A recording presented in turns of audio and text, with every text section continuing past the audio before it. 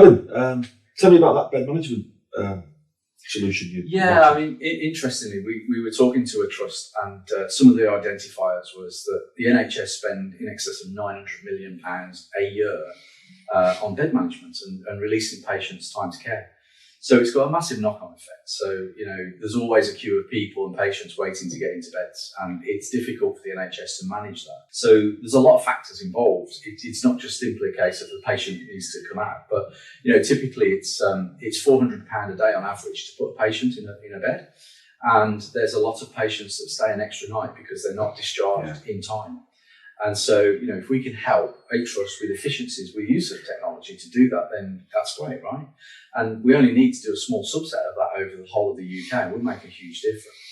So, I mean, typically the challenges that they have is just trying to manage the amount of beds in a trust. Typically, if you've got 900 plus beds in a hospital, you need a lot of staff to manage those beds. So, we're seeing it with our customers that it's a spreadsheet that's passed around a number of teams, and those teams need to get together 2 or 3 times a day. They look at the bed processes, they look at the amount of patients they've got in those beds, and then there's challenges with that because there's shift changes. Some people come with the knowledge, some people don't. The spreadsheet's only as good as the information they put in it. It's not always accurate. Traditionally Excel. Yeah, traditionally Excel spreadsheets. And I mean, some trusts have moved on from that, I get that, but others are still stuck in that. And you've got that whole inefficiency around the amount of time and wastage from the staff point of view.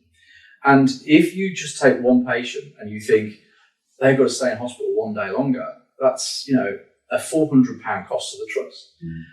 But there's other implications of that. So, it's the things like the bed cleaning. So there'll be a process, especially if you've got a patient that's had an infection, take that bed to be sanitised, and then it's going to take time for that bed to come back up to the ward, and they need to track that. Because if that bed hasn't been sanitised correctly and an infection occurs again, they need to have an audit control so they can see that process. So again, where technology can bring that play in to help that cost. And again, all back to the underlying infrastructure. It absolutely is. To support it. Yeah. And you can do a lot more with technology once you've got that infrastructure. So it's really key to the way that we work with our customers to do that. Ironing out all of those implications of process that we can add to that. So again, when we look at our methodology as a business, it is about the people, the process, and the technology. So it's not just one thing. So you can't pay for the crack and just put some technology. You've got to understand what you're trying to achieve.